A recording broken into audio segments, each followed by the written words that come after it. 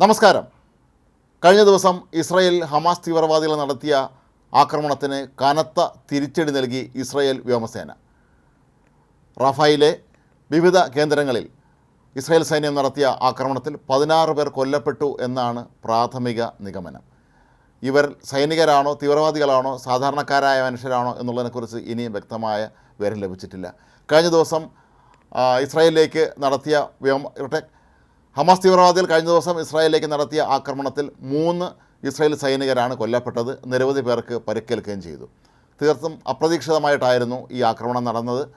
അതുകൊണ്ട് തന്നെ ഇസ്രായേൽ സൈന്യത്തിന് ഏറ്റ ഈ കനത്ത തിരിച്ചടിക്ക് ശക്തമായ രീതിയിൽ തന്നെ മറുപടി നൽകാൻ തീരുമാനിച്ചിരിക്കുകയായിരുന്നു ഇസ്രായേൽ സൈന്യവും. ഇതിൻ്റെ കൂടി ഭാഗമായിട്ടാണ് റഫായിൽ ശക്തമായ ആക്രമണം നടത്തിയത്. മാത്രമല്ല, കഴിഞ്ഞ ദിവസം ഇസ്രായേലിലേക്ക് ഹമാസ് തീവ്രവാദികൾ അയച്ച ഒരു ഡ്രോൺ ഇസ്രായേലിൻ്റെ വ്യോമസേന തകർത്ത് തരിപ്പണമാക്കിയിരുന്നു. ഏതായാലും ഒത്തുതീർപ്പ് ചർച്ചകൾ ഒരു വശത്ത് നടക്കുമ്പോൾ തന്നെ മറുവശത്ത് വീണ്ടും ആക്രമിക്കുന്ന ഹമാസിൻ്റെ രീതിയോട് ഒരുപക്ഷെ ഇപ്പോൾ മധ്യസ്ഥത വഹിക്കുന്ന രാജ്യങ്ങൾ തന്നെ വിയോജിപ്പ് പ്രകടിപ്പിച്ചതായിട്ടാണ് പറയപ്പെടുന്നത്.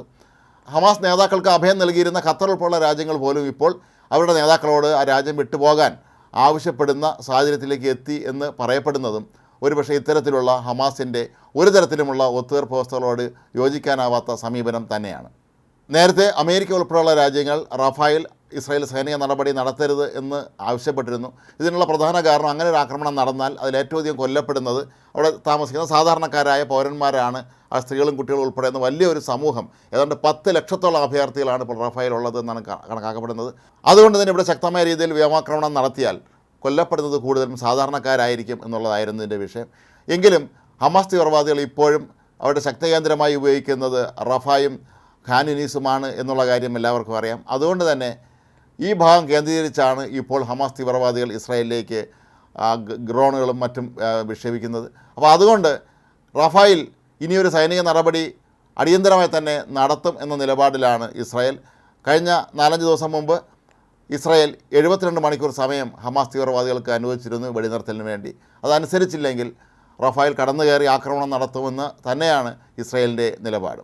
ഹമാസ് ഭീകരർ തട്ടിക്കൊണ്ടുപോയ ഇസ്രായേൽ ബന്ദികൾ പലരും ഇതിനോടകം കൊല്ലപ്പെട്ടിരിക്കാം എന്നുള്ള വാർത്തയും ഒരുപക്ഷെ ഇസ്രായേൽ സൈനിക നടപടിക്ക് ആക്കം കൂട്ടിയിരിക്കാം. കാരണം ഇത്രയും നാൾ ഇസ്രായേൽ പലപ്പോഴും റഫായിലേക്കും മറ്റ് മേഖലകളിലേക്കും ശക്തമായ തോതിൽ കടന്നാക്രമണം നടത്താത്തത് തങ്ങളുടെ ബന്ദികൾ അവർക്കൊപ്പമുണ്ട്, ഇവരെ പരിചയമാക്കി വെച്ചുകൊണ്ടാണ് ഹമാസ് തീവ്രവാദികൾ വിലപേശുന്നത് എന്നുള്ളത് കൊണ്ട് തന്നെയാണ്. പക്ഷേ ഇപ്പോൾ പുറത്തു വരുന്ന വാർത്തകൾ അനുസരിച്ച് പലരും ഇതിനോടകം കൊല്ലപ്പെട്ട് കഴിഞ്ഞിരിക്കാം എന്നാണ് പറയപ്പെടുന്നത്. അപ്പോൾ എന്താണെങ്കിലും കഴിഞ്ഞ ദിവസം ഹമാസ് തീവ്രവാദികൾ നടത്തിയ ആക്രമണം അവർക്ക് തന്നെ കനത്ത തിരിച്ചടിയായി മാറിയിരിക്കുകയാണ്.